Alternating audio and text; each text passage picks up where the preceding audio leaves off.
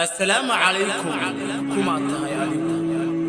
باقي ويناي إبراهيم الفقي وحودتك وقيبي لحنا حتى بعضيكو لحظة نوع متكي واتاي قفك كواد قف عن لهين قرشاء ما هدف انتو نور يهي معلومهنا يكو دافعان يستقوا عن وحبا قوانين haddii aad la sheekaysato dadkaas waad weydiiso waxa uu yahay hadafkooda waxay kugu jawaabayaan mar haddii aan noolahay igu filan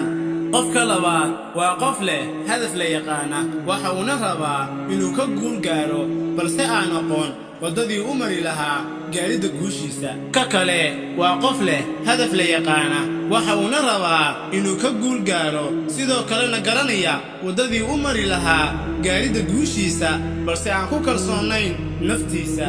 qofka afraad waa qof leh hadaf la yaqaana waxa uu rabaa inuu ka guul gaaro hadafkiisa sidoo kalena waxa uu garanayaa wadadii u mari lahaa gaaridda guushiisa naftiisana oo uu kalsoon yahay balse waa qof isqaadqaada ama buunbuuniye naftiisa qofka shanaad waa qof leh hadaf la yaqaana waxa uu rabaa inuu ka guul gaaro hadafkiisa sidoo kale waxa uu garanayaa wadadii u mari lahaa gaaridda guushiisa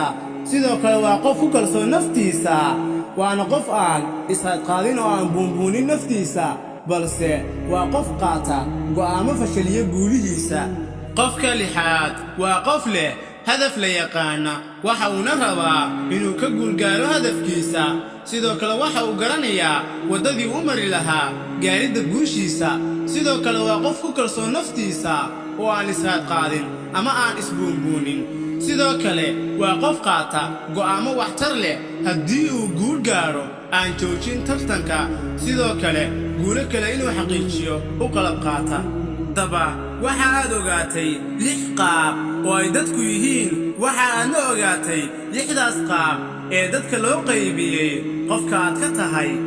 haddaba ma tahay qof leh qorshe ama hadaf haddaba haddii ay jawaabtaadu tahay maya qaad talaabooyinkan oona ku dhaqan haddaba talaabada koowaad fikir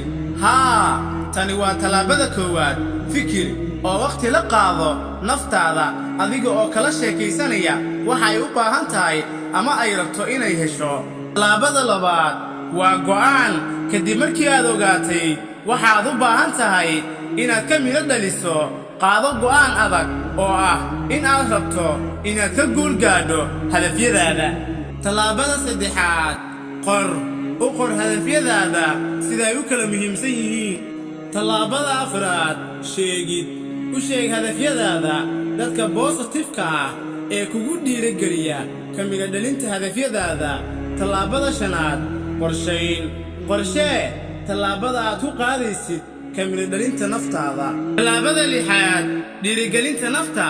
uga sheekee naftaada waxyaabaha kuu qabsoomay waayo tani waxay sababaysaa inay xamaasadaadu marnaba hoos u dhicin oo aanad niyad jabin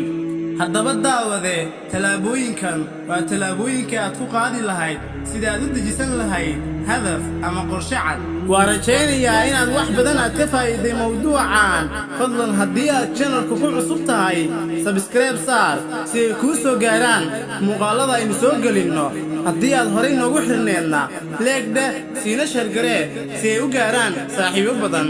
intaa iyo inta aynu isaga imanayno kulan dambe waxaan idinkaga tegayaa assalaamu calaykum waraxmatullaahi wabarakaatuh